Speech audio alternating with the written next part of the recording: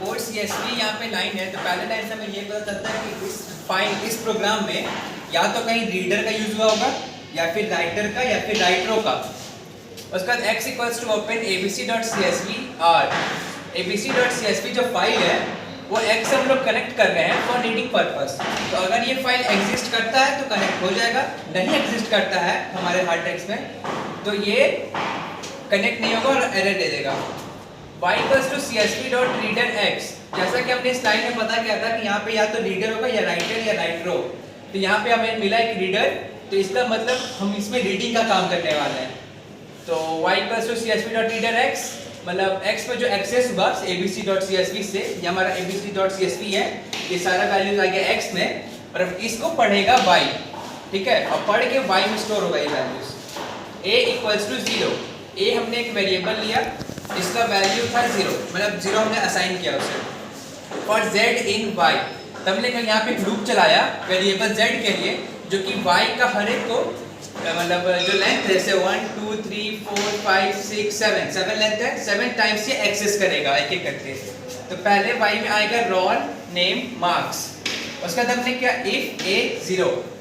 0 हमारा a अभी 0 है तो ये तो फॉल्स स्टेटमेंट है, इसके अंदर नहीं जाएगा। उसके बाद a इक्वल्स टू a+1 किया हमने, तो अब a का वैल्यू हो गया 0+1 यानी कि 1।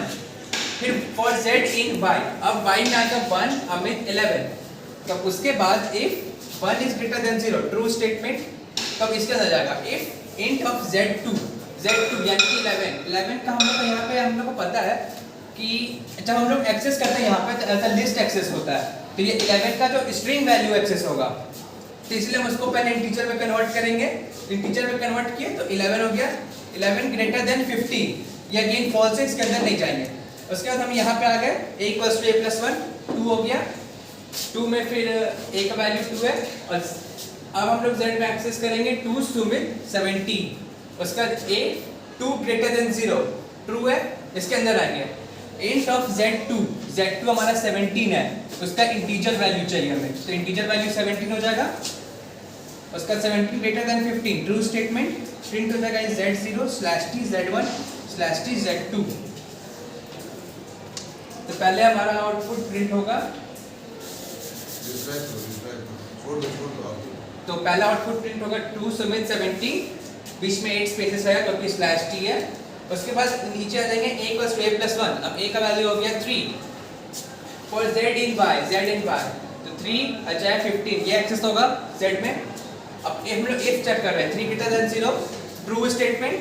अब यहाँ पे if int of z2 greater than 15, तो यहाँ पे 15 है, ठीक है, तो यहाँ पे देखो यहाँ पे इक्वल्स टू नहीं दिया हुआ है, बस ग्रेटर देन है, तो इसीलिए यहाँ पे फॉल्स अगेन हो जाएगा, इसके अंदर नहीं जाएगा। अब उसके बाद a इक्वल्स टू a+1, तो a इक्वल्स टू 3+1 यानी कि 4, तो यहाँ पे अब a में 4 आ चुका है, ठीक है। अब फॉर z इन y, तो z इन y, अब z में ये आएगा 4 संजय 16,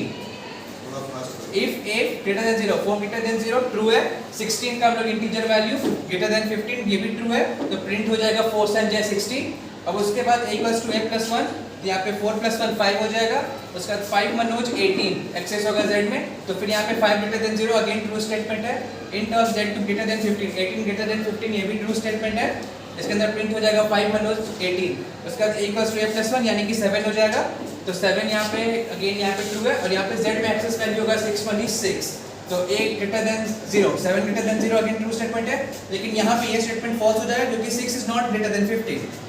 इसके अंदर एग्जीक्यूट नहीं होगा। उसके बाद again a equals to a+1 तो होना ही है, तो 8 हो जाएगा, लेकिन सिंस हमारा लूप खत्म हो चुका है तो हम लोग बाहर आ जाएंगे। उसके बाद x डॉट क्लोज, तो यहाँ पे जो कनेक्शन हुआ था abc.csv का x के साथ, तो कनेक्शन टूट जाएगा और यहाँ पे a का जो बेसिकली काम है 0 लिखने का,